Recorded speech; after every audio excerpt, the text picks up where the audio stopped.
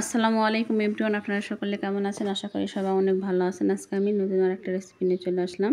সাধারণত লাল শাক আপনারা অনেকেই রান্না করেন, কিন্তু আমি আজকে যেভাবে রান্না করতেছি এভাবে একবার হলেও রান্না করে দেখবেন, অনেক মজাদার লাগবে। এভাবে লাল শাক রান্না করলে অনায়াসে আপনি এক প্লেট ভাত খাইয়ে নিতে পারবেন। আসলে এতটা মজা হয় এভাবে শাক রান্না করলে।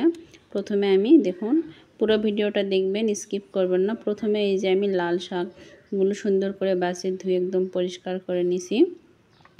এগুলো শাক এবার আমি কুচি কুচি করব। শাকগুলো প্রথমে আমি একদম পরিষ্কার করে নিছি। পরিষ্কার করে ধোয়ার পরে আমি কুচি কুচি করব। কুচি কুচি করে এই যে আমি পাতিলে বসাই দিছি। এখন এখানে একটু সামান্য একটু লবণ দিব, দিয়ে আমি পাতিলের মধ্যে শাকটা আগে আমি একটু সেদ্ধ করে নেব। আপনারা শাক সাধারণত যদি একবারে যদি বসাই দেন দেখবেন ওভাবে অত বেশি মজা লাগবে না। শাকটা আগে এভাবে একটু সেদ্ধ করে নেওয়ার চেষ্টা করুন। এই যে আমি পাতিলে দেখুন একদম সুন্দর করে শাকগুলো সেদ্ধ করে নিয়েছি। পানি একদম শুকিয়ে আসছে। এরপর যে আমি দিয়ে দিলাম কড়াই গরম হয়ে আসতে একটু তেল দিয়ে দিলাম। তেলটা গরম হয়ে আসতে আমি দিয়ে দেবো এখন পেঁয়াজ কুচি। এভাবে শাকটা রান্না করলে শাকের টেস্টটা অনেক সুন্দর হয়। শাকের কালারটাও ভালো থাকে, টেস্টটাও ভালো থাকে। আর ঘরের যেসব বাচ্চারা দেখবেন শাক খাইতে চায় না, তাদেরকে এভাবে শাক রান্না করে দিলে বাচ্চারা অনেক মজা করে শাক খেয়ে নেবে। এই যে দেখুন আমি পেঁয়াজগুলো সুন্দর করে ভেজে নিচ্ছি। আর সাধারণত বাচ্চারা বেশি ঝাল মরিচটা হইলে খাইতে চায় না দেখে আমি এখানে 2টা কাঁচা মরিচ দিয়ে দিছি। পেঁয়াজগুলো দেখুন ভাজে নিচ্ছি। আর আমার ভিডিওটি যদি আপনাদের কাছে ভালো লেগে থাকে তাহলে দয়া করে একটা লাইক কমেন্ট করবেন, আর নিত্য নতুন ভিডিও পাওয়ার জন্য একটা সাবস্ক্রাইব করবেন। আর যারা সাবস্ক্রাইব করে দিয়েছেন তাদেরকে অসংখ্য ধন্যবাদ। এই যে আমার পেঁয়াজগুলো সুন্দর করে ভাজা হয়ে গেছে। এরপর যে আমি সেদ্ধ করে রাখা শাকগুলো দিয়ে দিচ্ছি।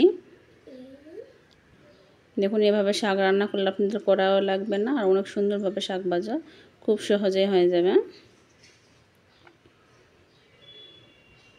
আর আমার ভিডিওটি আপনাদের কাছে কেমন লাগলো সেটাও প্লিজ কমেন্টে বলে যাবেন। আর শাক ভাজি করার মধ্যেও আপনারা একটু রসুন পেঁয়াজ আর তেলটা একটু বাড়িয়ে দেওয়ার চেষ্টা করবেন। দেখবেন শাকের মূলত স্বাদ রসুন পেঁয়াজ যে আসে। আমার ঘরে আজকে একটু রসুন কম ছিল দেখে আমি রসুন একটু কমিয়ে দিছি। আপনারা একটু রসুন পেঁয়াজ আর তেলটা একটু বাড়িয়ে দেওয়ার চেষ্টা করুন। শাকটা একটু তেলতেলা হলে ভাতটা মাখলে দেখুন মজাটা বেশি লাগে। ওই যে দেখুন আপনাদের সঙ্গে কথা বলতে বলতে আমার শাকগুলো ভাজা হয়ে গেছে। আর শাকের পানিটা একদম শুকিয়ে আসছে, একদম শাক থেকে তেল উঠে আসছে। এই পর্যায়ে আমি শাকগুলো নামিয়ে নিব। নামিয়ে নিয়ে আমি আপনাদের পরিবেশন করে দেখিয়ে দিচ্ছি আমার শাকগুলো রান্না কেমন হয়েছে। এই যে দেখুন আমি শাকগুলো সব নামিয়ে এইখানে একটা সার্ভিং ডিশে আমি সার্ভ করে আমি দেখিয়ে দিচ্ছি। আমার ভিডিওটি আপনাদের কাছে ভালো লাগে থাকলে তাহলে দয়া করে একটা লাইক কমেন্ট করবেন, আর নিত্য নতুন ভিডিও পাওয়ার জন্য একটা সাবস্ক্রাইব করে দিবেন। আল্লাহ হাফেজ।